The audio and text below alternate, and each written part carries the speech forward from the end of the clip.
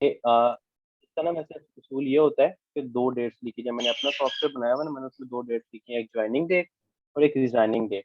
हम्म। हम जब Laravel use करते हैं ना, तो लारावेल हमें इस तरह की फंक्शनैलिटी हमेशा देता है। लेकिन created date and updated date, उसके अंदर उसने टाइम्स मैप का फंक्शन लगाया होता है।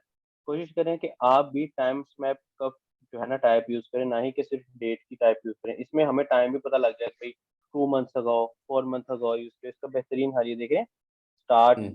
एंड, देख रहे हैं, created at, updated at. Timestamp में टाइम भी ऐड हो जाता है, डेट भी ऐड हो जाती है, इसमें जस्ट डेट ऐड हो जाती है। तो आप दो कॉलम बनाए, ना ही कि एक बनाए। अगर एक पे काम करते हैं तो फिर आपको समझ ही नहीं आएगी कि ज्वाइनिंग डेट कौन सी थी और रिजाइनिंग डेट कौन सी। ठीक सर है ये ना? तो सर ये तो क्लियर है, ये तो मैंने दो ही यूज कर रहा हूँ मैं। हम्म। मसला ये है कि जैसे कि हम्म। आपने दो यूज की ना, मैंने भी दो यूज की। अब ज्वाइनिंग डेट हमने डाल दी कि जी 3 मार्च को ज्वाइनिंग डेट है। ठीक है। आज 3 तारीख है, लेकिन अब जो हम्म। एंड डेट है वो तो अभी कंटिन्यू चल रहा हम्म। है ना। लेकिन वो अभी एंड तो डेट में, कंटिन्यू, तो एंड डेट में भी उसके वो लिए करंट डेट दे रहा होता है, आप उसका फिर एक और हल निकाल लीजिए। या वो नाइनटीन आप हंड्रेड दे उसको, रहा होता है। मैं आपको बताता हूँ, आप एक काम करिए, तो आप उसको डेट के उसके अंदर सेव ही ना करिए, आप उसको हम्म। वर्चर में सेव कर लीजिए। देख रहे हैं, आप उसको वर्चर में सेव कर लें। यहाँ तो हमें कंपलसरी है ना, तो हमने डेट लिखा हुआ है, आप उसको हम्म। वर्चर में सेव कर लें। ठीक है, अच्छा, ताकि वॉचार में सेव कर दूं। वर्चर में सेव कर लें, एक तरीका है। दूसरा हम्म। तरीका क्या है कि आप अंदर स्टेटस भी रख लें इसका। लाइक इसके अंदर कहीं स्टेटस में लिखा होगा ये, अगर स्टेटस 0 हो तो इसका मतलब है कंटिन्यू है, 1 हो तो इसका मतलब रिजाइन है। अगर स्टेटस 1 हो तो डेट ऑटोमेटिकली, जैसे ही आप रिजाइन करेगा, आपका क्या नाम है उसका, एम्प्लॉय, जैसे आप रिजाइन पे क्लिक करेंगे तो जाहिर हम्म। सी बात है उसका स्टेटस 0 से 1 हो जाएगा। जैसे स्टेटस 0 से 1 हो गए तो उसकी डिजाइनिंग डेट उस कॉलम के अंदर अपडेट कर, फिर उसको शो करवा नहीं, दें। अगर तो स्टेटस स्क्रीन 0 पे है क्या तो डेट डिजाइनिंग देगी? डेट। रिजाइनिंग डेट में स्क्रीन पर क्या आएगा एंड डेट में? मैं समझा नहीं।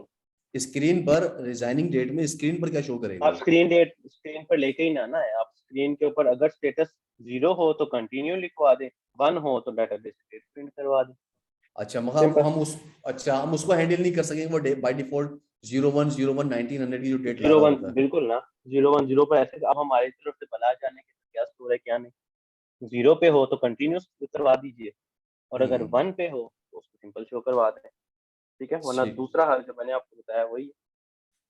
सही। ठीक। ठीक है, वर्चर वाला तो बेहतरीन हाल है ना। वर्चर अच्छा। वाला तो बेहतरीन हाल है, क्योंकि अंदर आप कंटिन्यू भी लिख सकते हैं, कंटिन्यू हम्म। नहीं लिखना चाहते तो आप डेट भी स्टोर करवा सकते हैं। ठीक। लेकिन वो नहीं चाहते, तो फिर इसका हल यही है, 0 और 1। ठीक। अभी देखिए, एक एक डेटाबेस बनी हुई है जिसमें बैच शुरू हुआ हुआ है। ये बैच, जैसे कि अब आप लोगों का बैच है ये वाला, क्योंकि वैसे मैंने वैसे ही अपने पास डॉक्यूमेंट उस पर सेव किया हुआ है। तो ये देखें, ये स्टेटस 1 है, इसका मतलब है ये कंटिन्यू है। अगर हम्म। इसका स्टेटस 2 हो जाएगा, तो अगर 0 था तो इसका मतलब है एक्टिव है, 1 है तो इसका मतलब ये कंटिन्यू हो चुका है। 2 हो हम्म। जाएगा अगर ये, तो इसका मतलब है कि ये रीन्यू हो गया, और अगर 3 हो जाएगा इसका मतलब है ये कंप्लीटेड हो तो डेट क्या, डेट कहाँ दिखा रहे हैं आप, एंड डेट? गया। बेसिकली ये दो डेट्स है हमारे पास, एक ये डेट्स लिखी हुई है, एक ये डेट लिखी हुई है। हम्म। ये स्टार्ट डेट है और एक एंड डेट है। उसके अलावा एक ये डेट है जो मैं एज अ डेवलपर यूज करता हूँ, created at and updated at. इससे मुझे पता हम्म। लग जाता है कि अगर मेरा कोई एम्प्लॉय इसको अपडेट भी करता है इस पैच को, तो उसने किस डेट को अपडेट किया था। ठीक है, और इसके अंदर मैंने एक और रिलेशन बनाया हुआ है यूजर्स का, तो मुझे ये भी पता लग जाता है कि ये अपडेट किया था तो किया किसने। ठीक है, ताकि बाद बात हो जाता है पोर्टल सॉफ्टवेयर के ऊपर, अपडेट होता है कोई चीज, मैं नहीं चाहता कि अपडेट हो, लेकिन मेरा कोई एम्प्लॉय अपडेट कर देता है, तो मुझे पता लग जाता है कि किसने अपडेट किया था। इवन वो दोबारा उसको वापस भी ले जाता है ना, जो है रीडो भी कर देता है, फिर भी पता लग जाता है कि अपडेट किसने किया था। सर नीचे आए, वापस आए। मैं आपसे एक चीज जो पूछना चाह रहा था ना सबसे आखिर में, यार ये हमारा वाला बैच है। फर्ज कर लें कि मैं आपका हम्म। एम्प्लॉई हूँ और हाँ हाँ। आपने ये मेरी एंट्री पास की है। मैंने ठीक स्टार्ट है। किया है 4 फरवरी 2023 को। ठीक है। ठीक है। अब मसला ये कि आप, अब मुझे तो नहीं पता ना आपको पता है कि मैं रिजाइन कब करूंगा। तो मैं यहाँ हम्म। पर ये जो डेट आ रही है ना, मैंने यहाँ क्या डेट डालनी है? यहाँ पे बाय डिफॉल्ट जो मैं डेट आ रही है मैंने ना। आपको वही बताया ना, यहाँ पर तो बाय डिफॉल्ट हमें पता होता है कि बैच ने एंड कब होना है। ठीक है, जी। लेकिन यहाँ पर मैंने आपको बताया है कि यहाँ पर या तो आप इसको नल कर दें। हाँ। ठीक है, क्योंकि डेट है तो फिर करंट डेट ही आएगी। मैंने जी जी आपको जी। बताया कि यहाँ तो इसको वॉचर कर दें, वॉचर के अंदर आप दोनों डेटों को ना वॉचर ही कर दें। इसके सही। अंदर भी आप डेट स्टोर करवा दें और इसके अंदर भी आप डेट स्टोर करवा दें, दोनों को वॉचर कर दें। तो फिर इससे सिलेक्टिव क्यूरी फायदा लगाने में होगा, प्रॉब्लम नहीं आएगी? नहीं नहीं, कोई प्रॉब्लम नहीं आती। अच्छा फिर हम, अच्छा चलें ठीक है, वो हम ग्रेटर देन और लेस देन वाला यूज कर सकते हैं बिल्कुल। उसमें फिर, ठीक है। हाँ हाँ, उसमें कोई प्रॉब्लम नहीं आती थी, बिल्कुल हम्म, इजीली है। ये ठीक है। बेहतर हल तो यही है। वरना दूसरा हल ये है, डेट को डेट ही रहने दें, ज्वाइनिंग हाँ, डेट के अंदर भी वही डेट रखें और रिजाइनिंग डेट के अंदर भी वही डेट रखें, और यहाँ पर स्टेटस यूज कर लें, 0 हो तो एक्टिव, 1 हो तो इसकी डेट अपडेट करवा दीजिए, वरना इसकी अच्छा। जगह कंटिन्यू लिखवा लें। लाइक अगर हम लास्ट टाइम हमने इस वाले लैपटॉप को बनाया था, हम्म। अपना क्या नाम रखा था हमने, एजुकेटर शॉप, मुझे याद नहीं, रैंप में PHP क्लासेस, सॉरी। अभी इसका एक छोटा सा तजुर्बा कर ही लेता हूँ।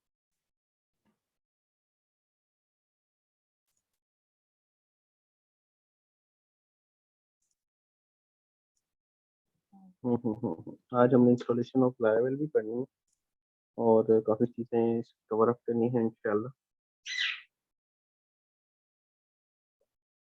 मिसाल के तौर पर ये है, ठीक है, यहाँ पर मैं अपना ईमेल देता हूँ।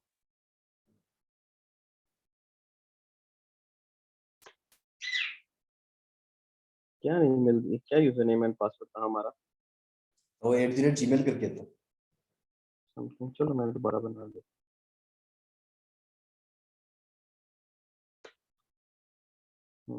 दिस वन एंड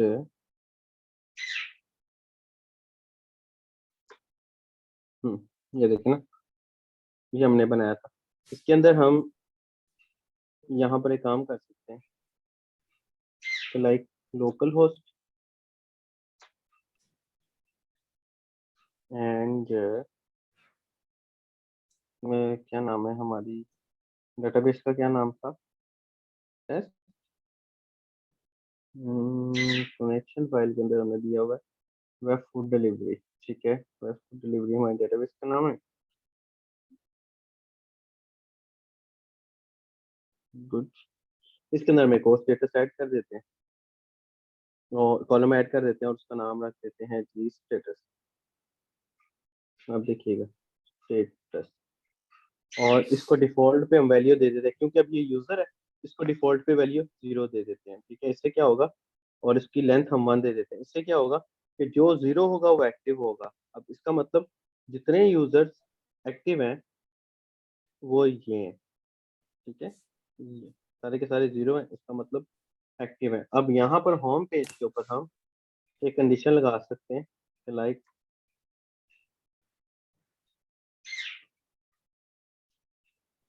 स्टेटस, और यहाँ पर मैं कंडीशन लिख सकता हूँ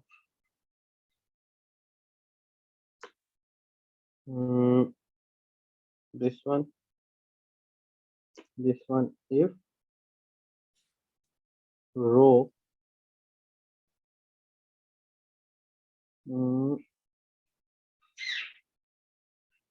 status is dual equal to 0, then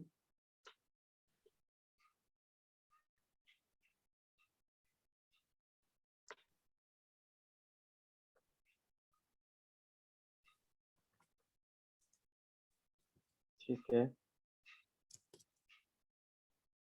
अब क्योंकि हमारा स्टेटस 0 है तो हम यहाँ पर लिख सकते हैं बैच बैच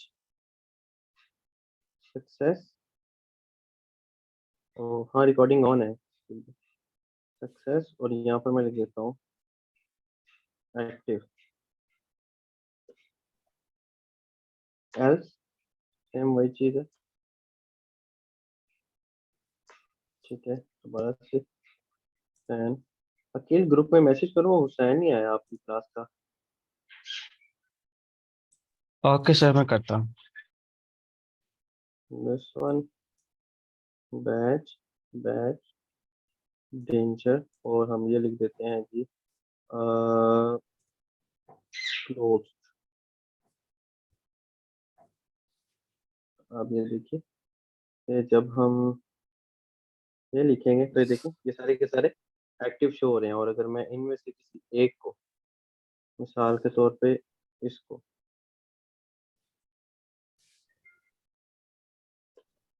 1 कर देता हूँ, it will be something like this one. ये देख रहे हैं क्लोज हो गए, देख रहे हैं अखिल भाई। अब जी इसी तरह आप भी कंडीशन लगा सकते हैं कि अगर तो यहाँ पर आपने एक कॉलम बनाएंगे ज्वाइनिंग डेट का,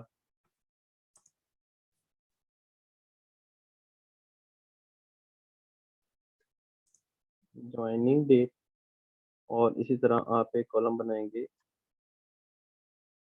ठीक है, एंडिंग डेट का, रिजाइनिंग डेट। रिजाइनिंग डेट की क्या स्पेलिंग होते हैं? वोकेबलरी बहुत छोटे होते RESIGN हैं। RESIGN डेट, ठीक है।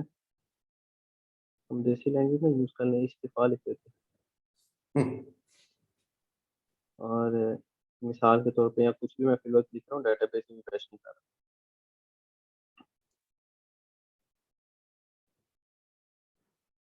दिस वन, इसका बेहतरीन हाल ये है, देखिए joining date and resign date.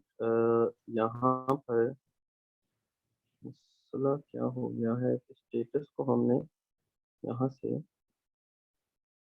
This one and add करवाना है दिस वन। तो देखिए कुछ इस तरह आ जाएगा। अब ये ज्वाइनिंग डेट, रिजाइनिंग डेट, इसके अंदर हम दो कॉलम भी बना देते हैं।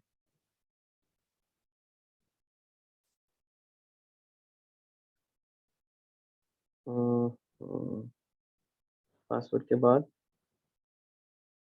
जे डेट और आर डेट। अब बेशक इसको डेट रखना है, डेट रख लें, व्हाट से रखना है व्हाट से रख ये, और डिफॉल्ट पे इसको नल रख दें। ये ठीक हो गया। अब इसके अंदर कुछ इंसर्ट करके देखते हैं। लाइक मैं इंसर्ट करता हूँ जी,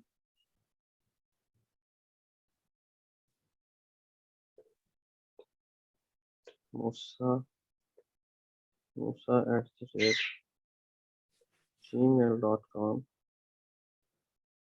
पासवर्ड हम कुछ भी रख सकते हैं, ठीक है। यहाँ से हम डेट रख देते हैं उसकी, जी ज्वाइनिंग डेट 15।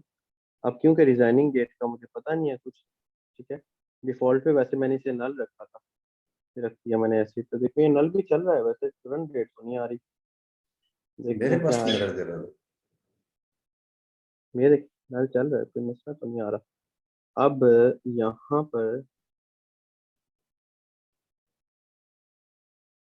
वैसे ये आता है जैसे आप कह रहे हैं ना, वैसे भी आता होता है, जब मेरे साथ एक दफा हुआ है ऐसा। हम्म अच्छा जी, रिजाइनिंग डेट, आर डेट लिख दिया, ठीक है। इसको row is equal to J date लिख दिया, ठीक है। अच्छा जी, एक दफा देख लेते हैं जी सबको।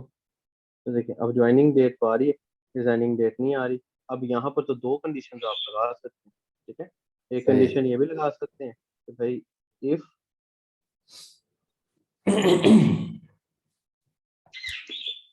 If not empty R date, अगर रिजाइनिंग डेट एम्प्टी नहीं है तो यहाँ पर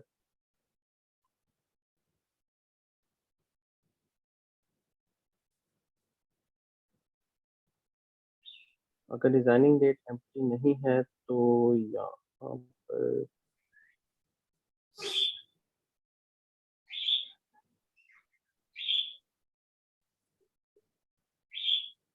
शो करवा दें कंटिन्यू, एल्स। ये दो हल है अब इसके।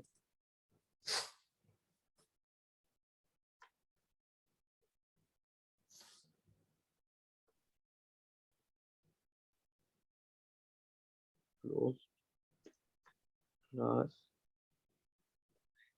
बटन में, sorry, batch batch ranger, it will be something like this one. अब देखो अगर तो एम्प्टी है तो कंटिन्यू शो करा दे, मोल्टा लिखियो। लारावेल नहीं ना, इस तरह की चीजें बहुत आसान की हुई है। ये तो हमें इसको टाइम लग रहा है, 1 मिनट में बन जाती है। देखो सारे कंटिन्यू, और अगर मिसाल के तौर पे यहाँ से मैं इसको अब एडिट कर देता हूँ, इसकी डिजाइनिंग डेट मैं खुद डाल देता हूँ यहाँ पे, कोई 15 तारीख, और दो लिख देता हूँ। आप ये देखिएगा, रिफ्रेश करें वो देखिए क्लोज आ गया, और यहाँ पर बेशक डेट ही प्रिंट हो जाए पूरी की पूरी।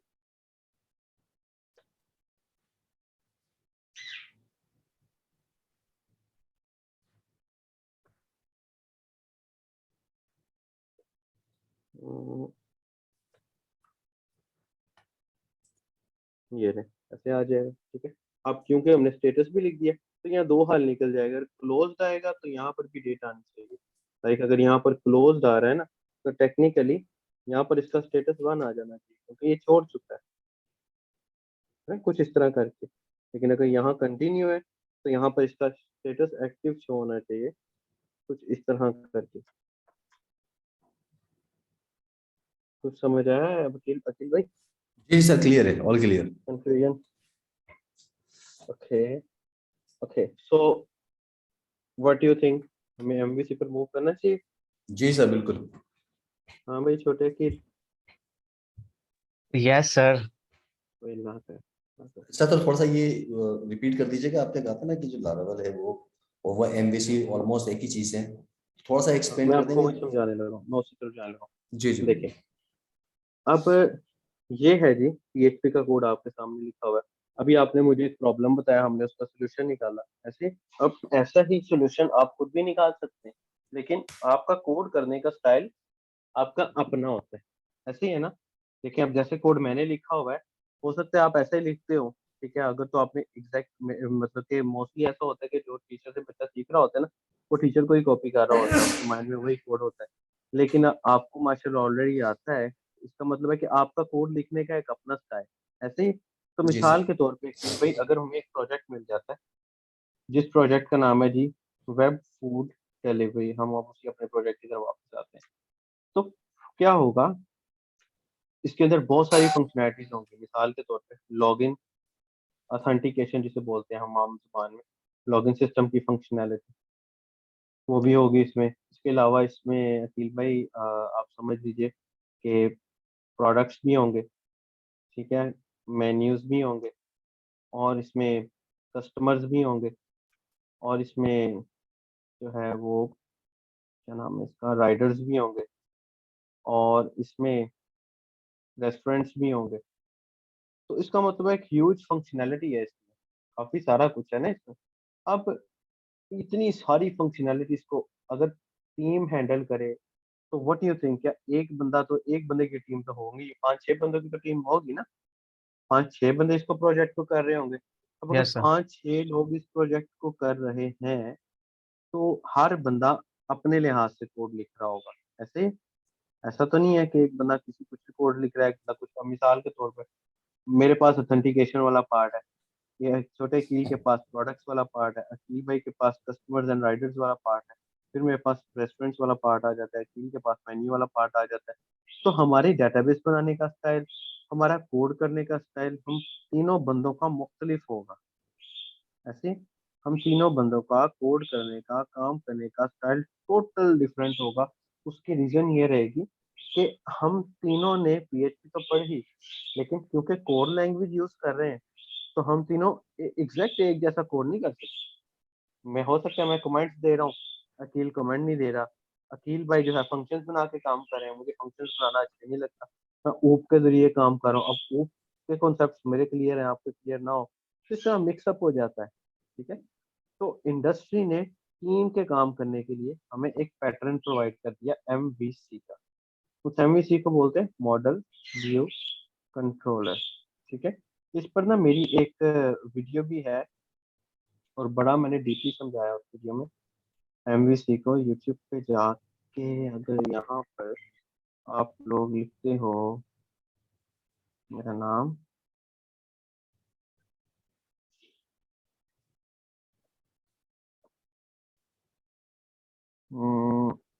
यहाँ पर ना एक वीडियो भी है मेरी, दिस वन, मेरे ख्याल में वो वीडियो है मेरी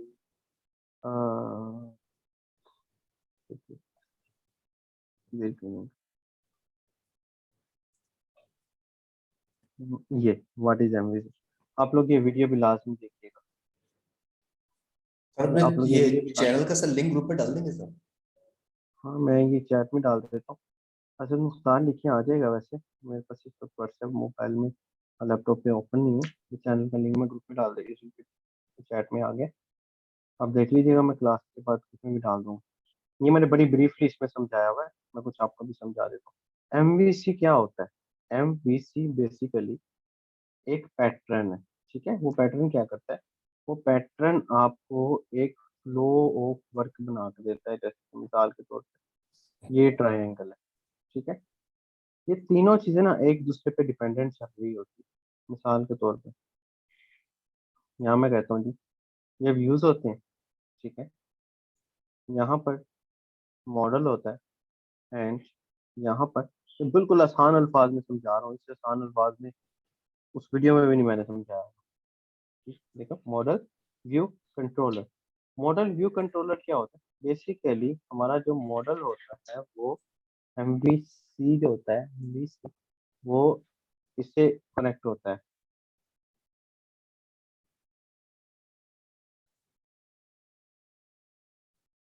अच्छा, ये सर देखें, किस जैसे कि चीज के मॉडल है साथ कनेक्ट होता है मॉडल व्यू? मैं वही बता रहा हूँ इससे। जो मॉडल होता है हमारा वो डेटाबेस के साथ कनेक्ट। हमारी डेटाबेस बैकएंड पे जितना भी काम हो रहा होता है वो मॉडल हैंडल कर रहा होता है, ठीक है। और व्यू किसको बोलते हैं? व्यू होता है, व्यू का मतलब है हमें देखना। ठीक, व्यू का मतलब होता है देखना, मतलब कि हमारी वेबसाइट का जो फ्रंट सेक्शन है, फ्रंट एंड का सेक्शन, वो व्यूज देख रहा होता है, ठीक है। कंट्रोलर क्या होता है? कंट्रोलर बेसिकली होता है बैक एंड को कंट्रोल करने वाला। तो बैक एंड कंट्रोलर जो होता है, बैकएंड को कंट्रोल करना बेसिकली कंट्रोलर के हाथ में होता है। व्यू क्या करता है? वेबसाइट के फ्रंट सेक्शन को मैनेज करता है, ठीक है। और मॉडल, ये बड़ी जरूरी समझने वाली चीज है। अगर आपको ये एमवीसी का कॉन्सेप्ट क्लियर हो जाता है ना, आप दुनिया के किसी भी एमवीसी पर काम कर सकते हैं। डेटाबेस क्या होती है? मॉडल क्या करता है? मॉडल डेटाबेस के साथ कनेक्टेड होता है। मतलब कि पहले हम डेटाबेस पे टेबल्स बनाते थे, अब हम टेबल्स के साथ साथ मॉडल भी बनाएंगे। लाइक अगर मुझे यूजर्स कॉल्स करने हैं तो यूजर्स के लिए मुझे यूजर का मॉडल कॉल करना पड़ेगा, और ये बैकएंड को कंट्रोल करता है, कंट्रोलर वाला सेक्शन। अब ये आपस में कनेक्टेड कैसे? मिसाल के तौर पे अकील भाई जरा ये देखिएगा, मैं यूट्यूब के आपके सामने खुला हुआ है। मुझे ये बताएं, क्या क्या ये यूट्यूब पे जो वीडियोस आई हुई हैं, ये कहीं ना कहीं से तो आ रही है ना डेटाबेस से। या एक बंदा बैठा हुआ है पीछे जो फ्रंट एंड पे कोड ऐड करता जा रहा है? क्या ख्याल है? डेटाबेस से आई होंगी ना? ये पीछे एक डेटाबेस से बंदा है। बैठा हुआ है, एग्जैक्टली, डेटाबेस से सर आई होगी। हाँ जी, हाँ जी। सर आप ये जो एमवीसी है ये हम फ्रेमवर्क को बोल रहे हो जैसे लारावेल है। हम एमवीसी डिजाइन पैटर्न को बोलते हैं। अभी फ्रेमवर्क की तरफ ना हो, अभी जस्ट एमवीसी को समझो ये होता है, ठीक है। फिर हम उस पर भी आते हैं, ठीक है। अच्छा अकील भाई जरा गौर हाँ करिएगा, आप जी। भी देखिए जरा। अब देखें, जैसे कि ये वीडियोस है, ये कहीं ना कहीं से तो आ ही रही है ना, मतलब डेटाबेस से आ रही है। अब वेबसाइट के फ्रंट सेक्शन को हम कहते हैं व्यू, ऐसे ही है। व्यू के ऊपर डेटाबेस से जब डाटा आता है, तो यानी कि मैंने क्या बताया कि अगर मुझे व्यू के ऊपर वीडियोस चाहिए तो वो वीडियोस कौन लेके आएगा? वो कंट्रोलर लेके आएंगे। और कंट्रोलर वीडियो कहाँ से लेके आएंगे? डेटाबेस से लेके आएंगे। और डेटाबेस को कौन कंट्रोल कर रहा होता है? एमवीसी के अंदर मॉडल कंट्रोल कर रहा होता है। तो टेक्निकली अगर मैं कहूँ कि अगर मुझे अपनी स्क्रीन पे वीडियोस प्रिंट करवानी है, तो सबसे पहले मॉडल से वीडियोस आएंगी कंट्रोलर के पास, ठीक है।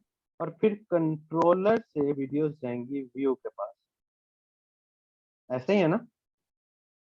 मॉडल से वीडियो जाएगी कंट्रोलर के पास, और फिर कंट्रोलर व्यू के ऊपर वीडियोस लेके आएंगे, और इसी तरह इनडायरेक्टली मेरा डाटा कनेक्ट हो जाएगा फ्रंट एंड के साथ बाय यूजिंग डेटाबेस। समझ आया कुछ? कंफ्यूज तो नहीं हो रहे आप? तो सर मिसाल के तौर पे इसी तरह से अगर हाँ, व्यूज जो है वो उसको डेटा चाहिए, कोई वीडियो वगैरह चाहिए, वो पहले कंट्रोलर के पास जाएगा, देन डेटाबेस के पहले पास जाएगा। कंट्रोलर के पास जाएगा, कंट्रोलर को बताएगा मुझे ये डाटा चाहिए, तो फिर अच्छा कंट्रोलर ये। क्या करेगा? डेटाबेस में गया, मैं वो ये देखिए ना, मिसाल के तौर पे अगर मुझे मेरे होम पेज पे यूट्यूब की तरह वीडियो शो करवानी है तो क्या होगा, मैं कंट्रोलर के पास जाऊंगा, कंट्रोलर डेटाबेस के पास जाएगा। अब क्योंकि डेटाबेस से कनेक्टेड मॉडल होते हैं तो मॉडल मुझे डेटाबेस से वीडियो ला के देंगे और वो मेरे व्यूज के ऊपर चला देंगे। अब इसी तरह मिसाल के तौर पे मैंने अपने चैनल के ऊपर से ये एक एमवीसी वाली वीडियो के ऊपर क्लिक किया या किसी भी एक वीडियो के ऊपर क्लिक किया। जब मैंने क्लिक किया तो मैंने डेटाबेस को ये मैसेज किया कि भाई मुझे ये वाली वीडियो चाहिए जिसके अंदर commit and push files on GitHub लिखा हुआ है। तो डेटाबेस ने क्या किया, वीडियो मैसेज मेरा सबसे पहले कंट्रोलर के पास गया और कंट्रोलर ने मुझे मॉडल से वीडियो लेके मेरे व्यू के ऊपर मुझे शो करवा दी। ये प्रोसेस आपस में ही चल रहा है, ठीक है। डिजाइन पैटर्न ही कुछ इस तरह का। हम जब इस पैटर्न को फॉलो करते हैं तो हमारी कोडिंग का स्ट्रक्चर खराब नहीं होता। कुछ पहले इसके वर्किंग को समझ आइए कि आप लोगों को समझ आइए कि ये वर्किंग जी कैसे सर, कर रही है। मुझे क्लियर है सर। Yes yes sir. तुम्हें भी क्लियर, हवा में ना बोली सही से बता दो। नहीं सर, जहाँ पर होगा प्रॉब्लम पूछ लूंगा। क्या बात है, गुजरा वाले का इसमें 7 मक्खन रखा हुआ है, 7 मक्खन भी खाता होगा। Yes sir. अच्छा, अब हुआ यूं कि पीएचपी क्योंकि थी बहुत मुश्किल तो इंडस्ट्री ने हमें एक एमवीसी प्रोवाइड कर दिया कि भाई ये पैटर्न है, अब इस पैटर्न के मुताबिक तुम अपनी वेबसाइट बना लो, ठीक है, या अपना सॉफ्टवेयर बना लो। अब मिसाल के तौर पे जैसे अकील भाई आप हैं और क्या नाम है आपका, अकील आप और एक मैं हूँ, हम 3 लोग हैं। हम 3 लोगों ने सोचा कि यार मैं एक होटल खोलता हूँ, ऐसे ही है ना। मिसाल के तौर पे हम 3 बंदे थे तो कितने होटल हो गए, हम तीनों ने एक ही प्लान बनाया होटल खोलने का। मैंने लाहौर में, आपने कराची में और अकील ने गुजरांवाला में। तो व्हाट यू थिंक कितने लोग हो गए, ये 3 लोग हो गए। होटल कितने हो गए, जी 3 हो गए। तो मान लो कि हमारा जो प्लान था वो सेम है, लेकिन जाहिर सी बात है एग्जैक्ट सेम तो होटल हम बनाएंगे नहीं। मैं अपने होटल का अपना नाम रख दूंगा, उसका डिजाइन भी अपना बनाऊंगा, ठीक है। आप अपने होटल का अपना नाम रख दोगे, आप डिजाइन भी अपना बनाओगे, स्ट्रक्चर अपना, आपका मेन्यू अलग। अकील अपने होटल का अपना नाम रख देगा और उसके अंदर हर चीज अलग अलग रखेगा। तो मतलब हमारा बिजनेस तो सेम है लेकिन स्ट्रक्चर अलग अलग है, ऐसे ही। अगर तीनों से पूछा यस जाए सर। कि भाई आप लोग क्या काम करते हो तो हम यही बताएंगे भाई हमारा होटल है। लेकिन अगर ये पूछा जाए तुम्हारे होटल का नाम क्या है, आप कहोगे कराची होटल, मैं कहूंगा लाहौर होटल, और अकील कहेगा गुजरांवाला होटल। ऐसे ही है, ऐसे ही है ना। जी जी। बड़ी डीपली एग्जांपल यस दे रहा सर। हूँ, होते ना आने लग जाए। अब पीएचपी क्या है, पीएचपी हमारे पास प्लान है, ठीक है। एमवीसी क्या है, एमवीसी वो प्लान है जो कि हमारा है, ठीक है। लाइक हमारा होटल इज एमवीसी। अब आगे से हम तीनों के अलग अलग होटल्स हैं तो लारावेल, कोऑर्डिनेटर, सिम्फोनी, ये हमारे अलग अलग होटल्स के नाम है। अब अगर मैं लिखता हूँ एमवीसी लिस्ट इन पीएचपी तो आप देखिएगा कि आपको पीएचपी में एमवीसी की एक लंबी लिस्ट शो हो जाती है। देखें जी, अब आपको एमवीसी की एक लंबी लिस्ट शो हो जाती है कि भाई कौन कौन से एमवीसी है जो यूज हो रहे हैं इस वक्त, ठीक है। एक सेकंड दे, मुझे जरा आसान हो रही है, आसान का वक्त ले लें, बस 1 मिनट फिर आगे चलते हैं।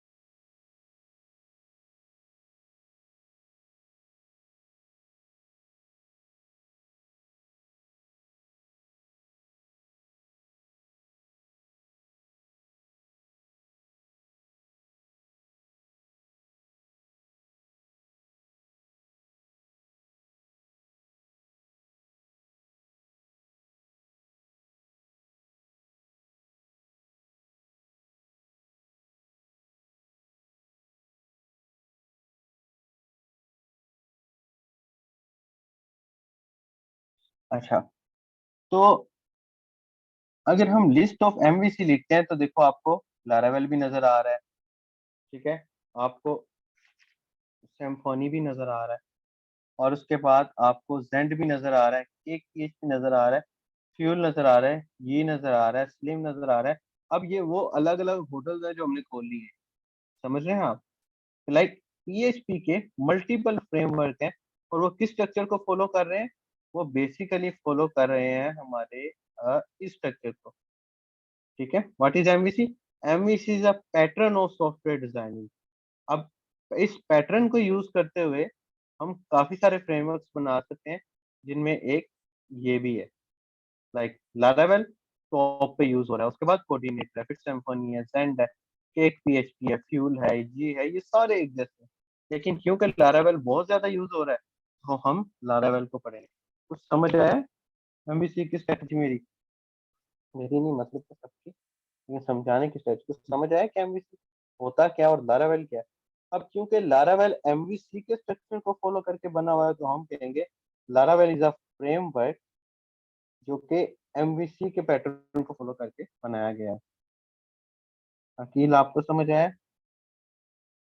तो यस अगर हमसे सर। पूछता है व्हाट इज लारावेल, तो Laravel is a framework based on MVC. एक मिसाल के तौर पे अगर हम यहाँ लिखें, ये व्हाट इज लारावेल, ठीक है, और एंटर मारते हैं, जब देखेंगे तो ये देखो, Laravel is a free and open source web framework created by Taylor Otwell and intent for the development of web application following the model view controller architect pattern and based on Symfony. Basically, Laravel से पहले इसी company ने ये वाला framework बनाया था, Symfony। फिर Symfony के बाद उसका अपडेटेड वर्जन Laravel है। Symfony के बाद फिर कोऑर्डिनेटर आया था। बेसिकली कोऑर्डिनेटर पीएचपी का एक पुराना फ्रेमवर्क है, और पुरानी पीएचपी के अंदर यूज किया जाता है। तो लारावेल जो है वो जरा अपडेटेड है। अब लारावेल और ज्यादा ट्रेंड पे क्यों आ गया? क्योंकि ये रिएक्ट के साथ बहुत अच्छा काम करता है, व्यू जीएस के साथ बहुत अच्छा काम करता है, और एंगुलर के साथ भी बहुत अच्छा काम करता है। कुछ समझ आया? कुछ समझ आया लारावेल क्या होता है? कोई क्वेश्चन? Yes sir. कंफ्यूज लग रहे हो यार आप तो। नहीं नहीं सर, कंफ्यूज नहीं हो सर, लकी समझ। ठीक हो गया। अब हम आते हैं लारावेल की तरफ, कि लारावेल को सीखने के लिए रिक्वायरमेंट्स क्या क्या है, ठीक है। मिसाल के तौर पे, मिसाल के तौर पे मिसाल के तौर पे अब मैं ये चाहता हूँ कि मैं लारावेल पे काम करना शुरू करूँ। तो लारावेल पे काम करने या सीखने के लिए सबसे पहले कुछ चीजें जरूरी हैं। ये देखना पड़ेगा कि आपको फ्रंट एंड आता है। उसके बाद ये देखना पड़ेगा क्या आपको, फ्रंट एंड का मतलब है कि बड़ा ह्यूज लेवल का फ्रंट एंड नहीं, basic front end. Basic front end आता है आपको, देन फिर क्या देखना पड़ेगा कि क्या मुझे बेसिक पीएचपी आती है। अगर आती है, लाइक हमें तो अच्छी खासी आती है। बेसिक पीएचपी से मुराद है सिंटैक्स। अगर बेहतर ये है कि इंटरमीडिएट लेवल की पीएचपी तो आए, लेवल। सर ये जो हमने सीखी है आपसे, ये किस लेवल की है? अगर आपने जितना मैंने सिखाया है, आप ये यस सर। समझ लिए हो और अपने हाथों से गुजार लिया है, तो आई डोंट थिंक सो कि दुनिया में कोई भी ऐसा पीएचपी का काम है जो आप नहीं कर सकते, ठीक है। इसको मैं एक्सपर्ट लेवल की अबाउ पीएचपी द नहीं कहूंगा, इंटरमीडिएट बोलेंगे फिर तो। फिर इसको इंटरमीडिएट बोलेंगे। नहीं, मोर देन इंटरमीडिएट इस वजह से नहीं बोलेंगे क्योंकि आपने अभी तक कोई हाई लेवल का काम किया है। कर दोगे तो फिर इसको जितना मर्जी बोल लो मेरी तरफ से, बेशक यस सर। अपने नाम के साथ पीएचपी एक्सपर्ट लगा लो। तो नॉर्मल हम इसको इंटरमीडिएट लेवल पीएचपी बोलते हैं। देखते हैं कि क्या हमें बेसिक फ्रंट एंड आता है, हाँ जी आता है। इंटरमीडिएट लेवल की पीएचपी आती है, हाँ जी आती है। Then I can learn Laravel development, ठीक है। अब मिसाल के तौर पे आपको मैं एक मिसाल देता हूँ। मैंने जब पीएचपी पढ़ी और जब मुझे लारावेल समझ आई कि यार मुझे सीखनी चाहिए, तो मेरे एक दोस्त को मैंने देखा कि वो ऑलमोस्ट 2 से 3 साल से लारावेल पर काम कर रहा था, लेकिन उसको पीएचपी नहीं आती थी। लेकिन क्योंकि मुझे पीएचपी आती थी, मुझे लारावेल सर सीखने आपकी में आवाज टाइम। अटक रही है। अब आ रही है आवाज मेरी? अब आ रही है आवाज? Yes sir. अब मैं बता रहा था कि मेरा एक दोस्त था, वो लारावेल पर काम करता था, लेकिन उसको पीएचपी नहीं आती। लेकिन मुझे पीएचपी आती थी, लेकिन मुझे लारावेल पर काम नहीं आता था। ये 2016 की बात। अब मैं समझता था यार वो पता नहीं कितना कोई एक्सपर्ट है। मुझे बाय चांस एक प्रोजेक्ट मिल गया लारावेल का अपवर्क पे, और तुर्किश एक मेरे साथ मेरा डेवलपर कोलीग था, उसने मुझे बड़ा अच्छा गाइड किया और मैंने स्टार्ट कर दिया लारावेल पर काम करना। और होनेस्टली मुझे 2 दिन लगे वो लारावेल के स्ट्रक्चर को समझने में। तीसरे दिन मैंने प्रोजेक्ट स्टार्ट कर लिया हुआ था, ठीक है। लेकिन फिर सेम वाकया हुआ मेरे उस दोस्त के साथ, जो कि जस्ट पीएचपी नहीं जानता था, जस्ट लारावेल जानता था। उसको एक कोर पीएचपी पे प्रोजेक्ट, लारावेल पे प्रोजेक्ट मिल गया, लेकिन स्ट्रैटेजीज उसमें कोर पीएचपी की यूज होनी थी, CRUD सिस्टम्स वगैरह की। वो बेचारा इतना कंफ्यूज कि उसको समझ ही ना आए कि मैं लारावेल पर पीएचपी को कहाँ यूज करूँ तो कैसे करूँ। अनफॉर्चुनेटली उसको मुझे बताना पड़ा, मैंने फिर उसके साथ काम करवाया। फिर उसको कुछ समझ आया, उससे एक लॉगिन सिस्टम नहीं बन रहा था जो हमने बनाया इस वक्त। तो लारावेल सीखने के लिए पीएचपी सीखना बहुत जरूरी है। आमतौर पर इंस्टीट्यूट्स लारावेल डायरेक्ट सिखा देते हैं, पीएचपी कोई नहीं सिखाते। लेकिन पीएचपी सीखना इंतहाई जरूरी है लारावेल। अब आपको पता है, अब आपको पीएचपी आ गई है ना, आप इस लिस्ट में से कोई भी एक ऐसा फ्रेमवर्क नहीं है जिस पर आप काम ना कर सकते हैं। आप सब पर काम कर सकते हैं। लारावेल पे कर लो, कोऑर्डिनेटर पे से केक पे कर लो, फ्यू पे कर लो, फाल्कन पे कर लो। फाल्कन बहुत ज्यादा यूज होता है। C++ की कोडिंग स्टाइल है इसकी। फिक्स पे कर लो, जिस पे मर्जी कर लो, आपके लिए आसान हो जाएगा। क्यों? क्योंकि आपको पीएचपी का सिंटैक्स क्लियर है। अगर आपको पीएचपी का सिंटैक्स क्लियर ना होता तो आप लारावेल पर काम नहीं कर सकते। समझ आया कुछ? तो इन द सिंपल वर्ड क्या होगा कि अगर मुझे कोई मेरे फ्रंट एंड पे डाटा चाहिए, तो मेरा ये जो है क्या नाम है इसका, अगर मुझे मेरे फ्रंट एंड पे कोई डाटा चाहिए, मतलब कि मेरे व्यू के ऊपर कोई डाटा चाहिए, तो मेरा व्यू जाएगा कंट्रोलर के पास। कंट्रोलर के पास जाके इसको बताएगा मुझे ये डाटा चाहिए। कंट्रोलर जाएगा मॉडल के पास, मॉडल के पास से वो डाटा लेके व्यू के पास ऐड कर देगा। और इसी तरह अगर मुझे कुछ फंक्शनैलिटी चलानी है, तो मैं दोबारा से व्यू से, सारा काम होता है व्यू के थ्रू ही है, लेकिन through controller and through model. Simply कोई भी लॉजिक यूज होनी है वो यहाँ यूज होगी, कोई कनेक्शन यूज होना है वो यहाँ यूज होगा, कोई भी इम्प्लीमेंटेशन होनी है वो यहाँ पर होगी। तो समझ आया? कोई क्वेश्चन? अकील भाई, अकील, दोनों का कोई क्वेश्चन है? ये बड़ा डीप टॉपिक है, और सर यूनिवर्सिटी में ना इस टॉपिक को सिखाया नहीं जाता। जी जी। सर है क्वेश्चन। हाँ, पूछो क्वेश्चन सिखा दिए। सर मेरा आवाज आ रही है? हाँ हाँ, आ रही है। हाँ सर, जो मॉडल डेटाबेस के ऊपर पढ़ा है, ये मॉडल क्या चीज होगी? हम मॉडल क्या चीज है? डेटाबेस को मॉडल बोल रहे हैं। हम बेसिकली, मॉडल क्या होता है, डेटाबेस को मॉडल नहीं बोल रहे। पहले हम पीएचपी में क्या करते थे, पीएचपी में हम बनाते थे टेबल्स, ऐसे है ना। लाइक यूजर का टेबल बना लिया, प्रोडक्ट्स का टेबल बना लिया। फिर जब हम टेबल को कॉल करते थे तो क्या करते थे, करेक्ट टेबल को का नाम लिखते थे, उसको कॉल कर लेते थे। ऐसे ही है ना? है ना? ऐसे ही है ना भाई, बोलो तो। लेकिन इसमें क्या यस सर। करना पड़ेगा, इसमें हमारे पास हमारी डेटाबेस के हर टेबल का, हमारी डेटाबेस के हर टेबल का एक मॉडल होगा। मिसाल के तौर पे मेरे टेबल का नाम है जी यूजर्स, ठीक है। तो इसका मॉडल क्या होगा, यूजर। अब मुझे अगर टेबल को कॉल करना है तो मैं डायरेक्ट टेबल को कॉल कर सकता हूँ, लेकिन थ्रू मॉडल। मतलब कि जब भी मेरा कोई डेटाबेस के साथ काम करे पड़ेगा, मुझे मॉडल को ही कॉल करना पड़ेगा। कीप इन माइंड, जब भी मेरा डेटाबेस के साथ काम करे पड़ेगा, मुझे मॉडल को कॉल करना पड़ेगा, ठीक है। Like model is connected with database, controller is connected with model, and view is connected with controller. Simple. खिचड़ी बनेगी सामने वैसे। समझ आया कुछ? Any other question? अब ठीक है। ठीक है। गुड हो गया। So what is Laravel? Laravel is a framework of PHP based on MVC। ठीक है, लारावेल PHP का फ्रेमवर्क है जो कि MVC पर बेस करता है। कुछ समझ आया? MVC क्या होता है? ठीक है सर। ठीक है, okay. So now let's start Laravel.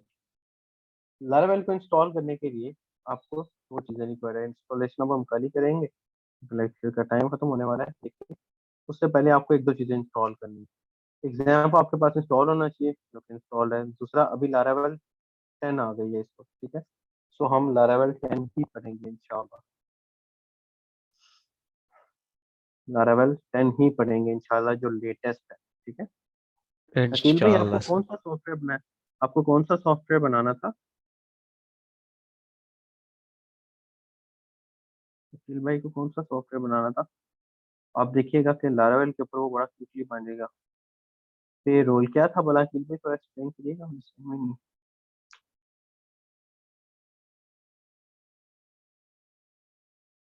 मेरे ध्यान में नहीं आता है क्या था वो। लारा खान।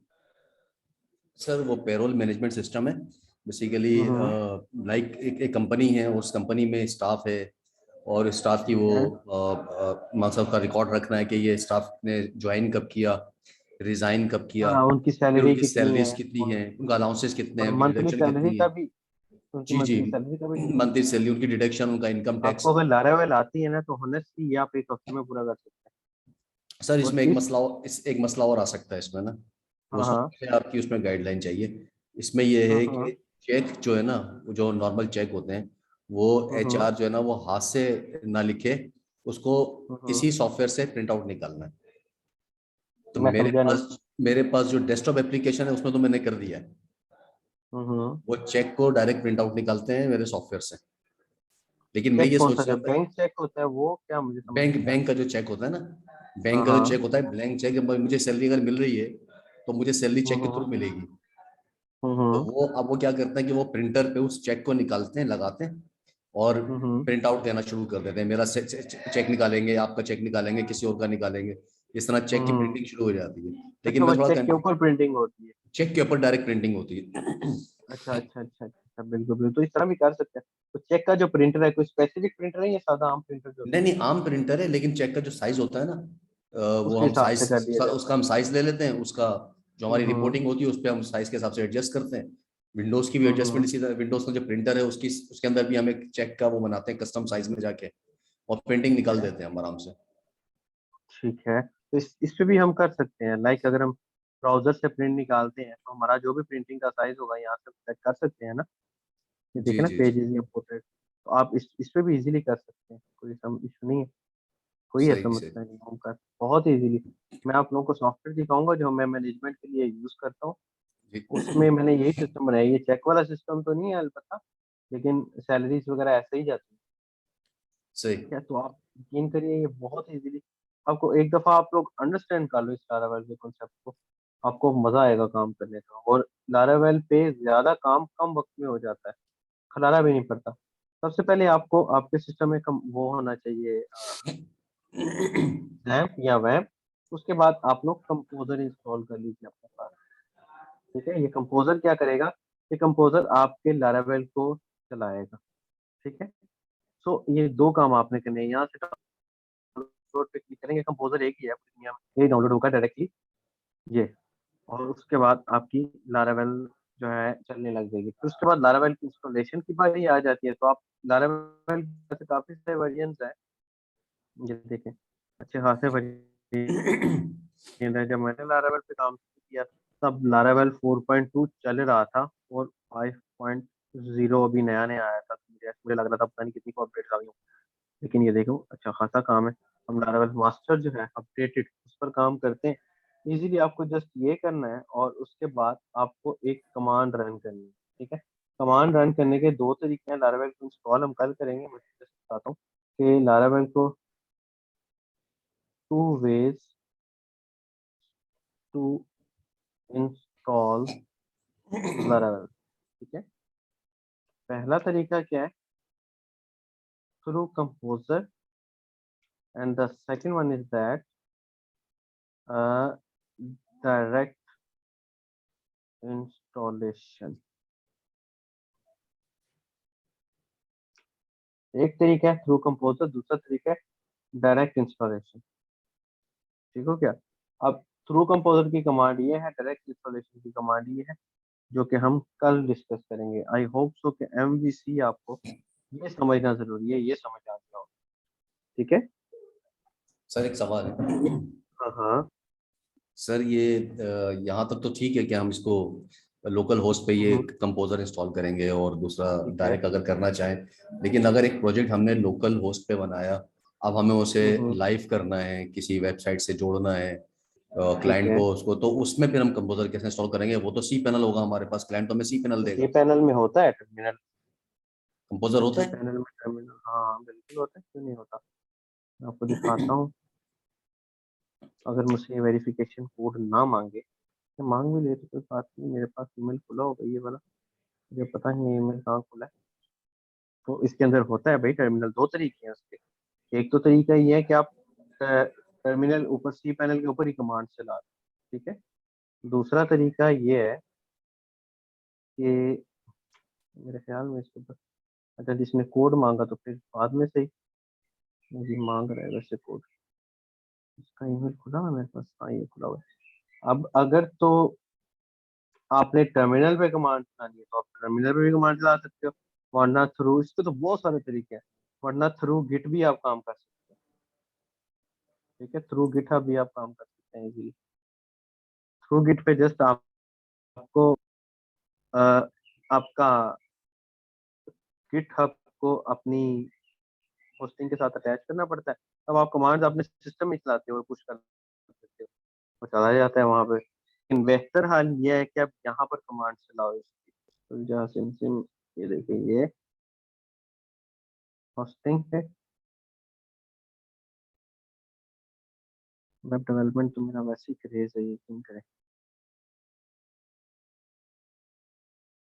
मैंने बहुत काम किया डेवलपमेंट, वेब डेवलपमेंट पे बहुत, पीएचपी पे तो बहुत काम किया, पीएचपी लेवल पे, जावास्क्रिप्ट पर भी काफी काम किए।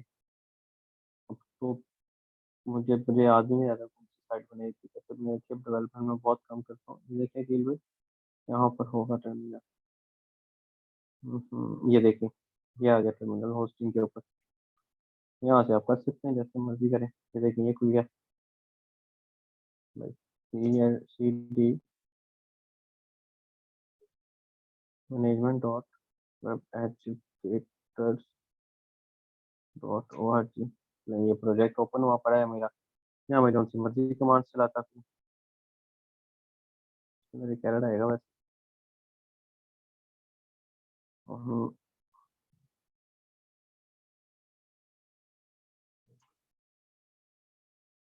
ये देखें चल रही है कमांड, हमारे सॉफ्टवेयर के जितने रूट्स है वो सारे सारे आ गए। समझ आया किल भाई? गुड। ओके, मिलते हैं इंशाल्लाह कल। आज काफी मोटी मोटी चीजें पड़ी हैं अपनी, अपना ख्याल रखें इंशाल्लाह।